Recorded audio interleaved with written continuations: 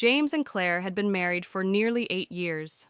To everyone around them, they were the picture of a perfect couple. He, a successful architect with a calm demeanor.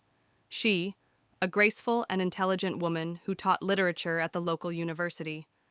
But behind the smiles and dinner parties, something began to erode their bond.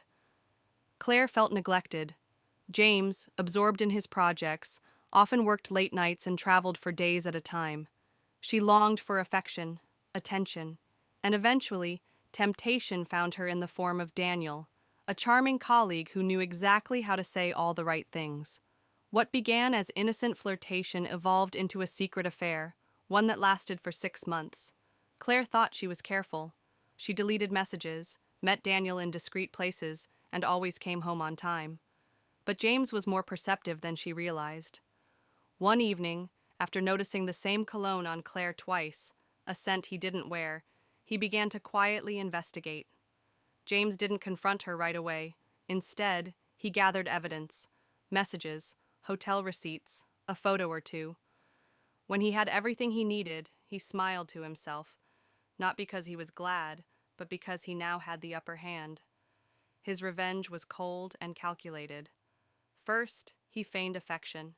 He brought home flowers, cooked dinner, and even booked a surprise vacation to Tuscany, Claire's dream destination. She was thrilled, believing their marriage was healing.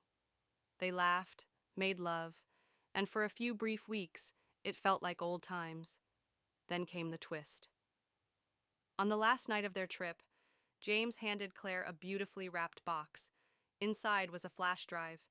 Confused, she inserted it into her laptop and froze.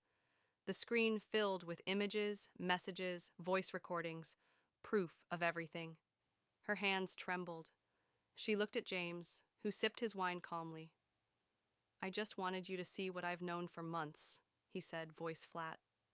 "Now that we've had our perfect last vacation, we can part ways." Claire begged for forgiveness.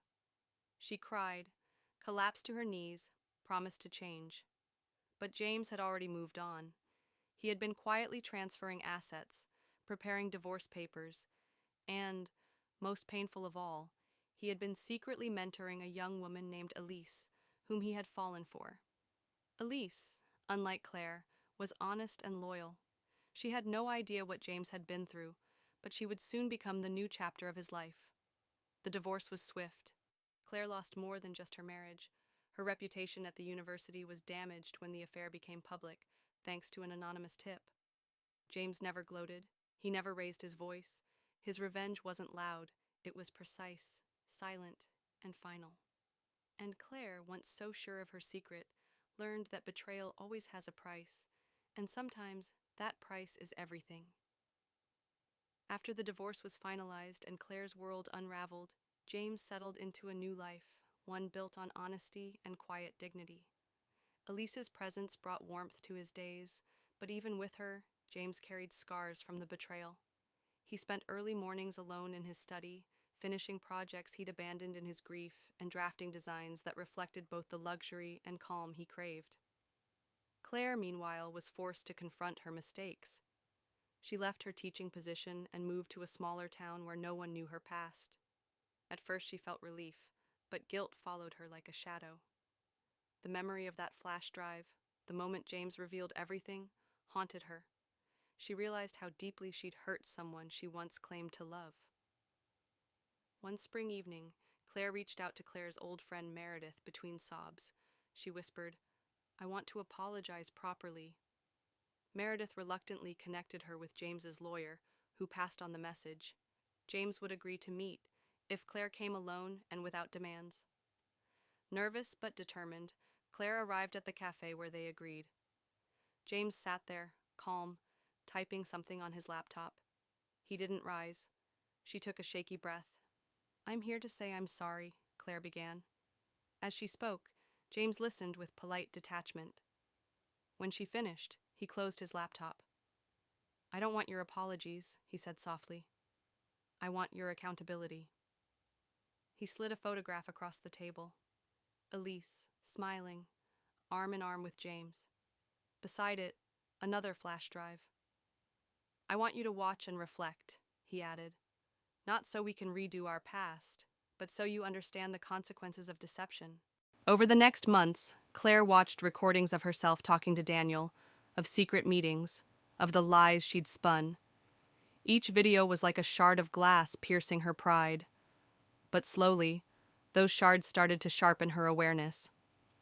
She re-enrolled in a graduate program, this time focusing on ethics and counseling, hoping to help others avoid the mistakes she made. She volunteered in support groups, speaking candidly about betrayal and its aftermath. Although some treated her with suspicion, many saw her honesty as courageous. James and Elise deepened their bond. Elise didn't know the full charge at first, but soon trusted James with her past and pain. They traveled, not to Tuscany, but to quiet places, a restored farmhouse in the French countryside, a coastal retreat in Scotland, spaces where they rebuilt trust in small ways. James redesigns one of their homes, combining minimalist lines with organic textures, architecture reflecting both strength and softness. 2 years after that decisive meeting, Claire contacted James one last time. She had written a book, part memoir, part guide, for those surviving adultery.